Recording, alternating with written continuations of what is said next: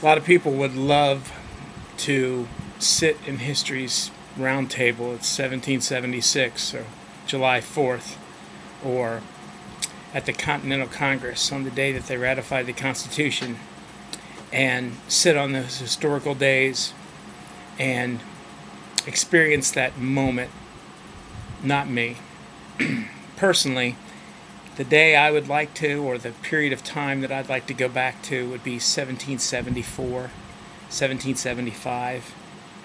I would like to be in and around the period of time where the seeds of rebellion were being sowed by the tyranny of Great Britain. And I'd like to sit in the pubs and I'd like to listen to the conversations where people came in. And remember, the majority of the colonists did not want rebellion. It was a hard sell. So people had to come in outraged, infuriated, and they had to convince their fellow colonists that they were being persecuted. And I would love to have heard those conversations, because the majority of the Tories, they were completely convinced that they wanted to stay under Great Britain rule.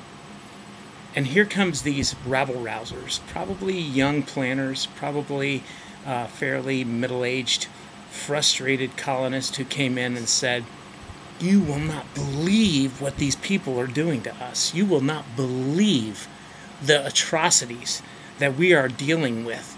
I came home from planting or from reaping my harvest, and the soldiers were living in my home. They were eating my family's harvest, and there was no due process. I went to the Continental Congress, and they said there was nothing that can be done." And probably most of the people scoffed at them. They thought that they were, just relax, it's not a big deal, until the Boston Massacre.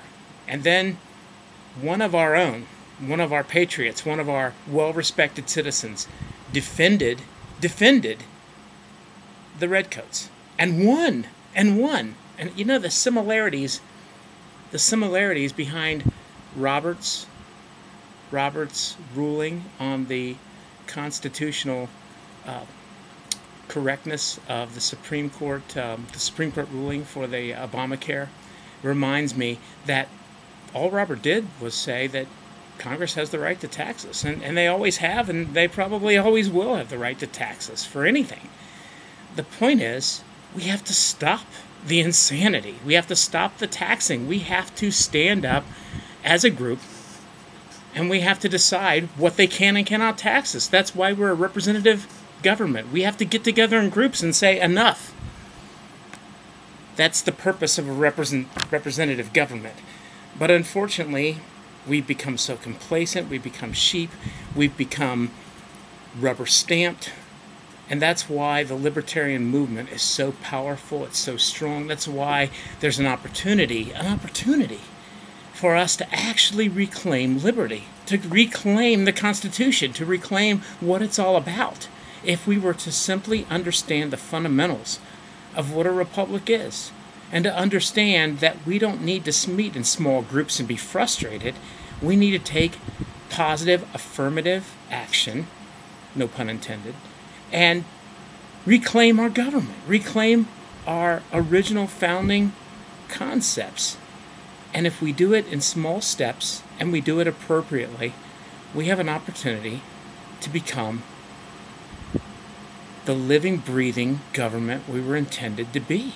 Otherwise, watch the slippery slope and watch as we fall further and further away and into socialism, further and further away and into nationalism, further and further away into what we were not supposed to be, tyranny, further and further closer to what Great Britain was.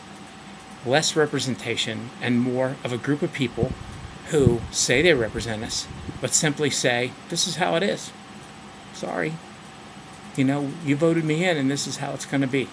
We have to gain control, and we have to gain control as a group, as representatives. We have to base our arguments on the Constitution. There are means and ways to do these things. And the libertarian movement, the liberty movement, is the best way. Now is the time.